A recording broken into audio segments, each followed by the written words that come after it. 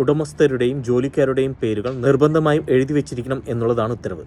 മുൻകാലങ്ങളിൽ മറ്റു മതസ്ഥരുടെ ഹോട്ടലുകളിൽ കയറി ഭക്ഷണം കഴിച്ചതിനെ തുടർന്നുണ്ടായ പ്രശ്നങ്ങൾ ഇല്ലാതിരിക്കാൻ വേണ്ടിയാണ് ഇക്കൊല്ലം ഈ ഉത്തരവ് പുറപ്പെടുവിച്ചിരിക്കുന്നതെന്നാണ് സഹാരൻപൂർ DGP അജയ് കുമാർ സാഹ്നി വിശദീകരിച്ചിരിക്കുന്നത്.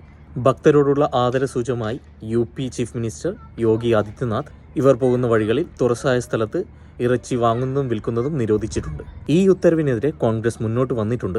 ഇന്ത്യയെ ഇരുണ്ട യുഗത്തിലേക്ക് കൊണ്ടുപോകാൻ സമ്മതിക്കില്ലെന്നും കോൺഗ്രസ് പറഞ്ഞു. ഇന്ത്യയിൽ നിന്ന് മാംസം കയറ്റുമതി ചെയ്യുന്നതിൽ വലിയ സ്ഥാപനങ്ങളുടെ ഉടമകൾ ഹിന്ദുക്കളാണെന്നും അവർ കയറ്റുമതി ചെയ്യുന്ന മാംസം ചാവലും ദാലുമായി മാറുകയില്ലെന്നും അതുപോലെ തന്നെ അൽത്താഫോ റഷീദോ വിൽക്കുന്ന മാമ്പഴമോ പേരയ്ക്കയോ മാംസമായി മാറില്ലെന്നും കോൺഗ്രസ് വക്താവ് ഭവൻകേര തുറന്നടിച്ചു.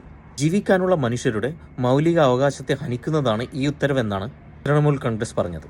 ഈ ഉത്തരവിനെതിരെ കോടതി സ്വമേധയാ കേസെടുക്കണമെന്നാണ് സമാജ്വാദി പാർട്ടി നേതാവ് അഖിലേഷ് യാദവ് പറഞ്ഞിരിക്കുന്നത്.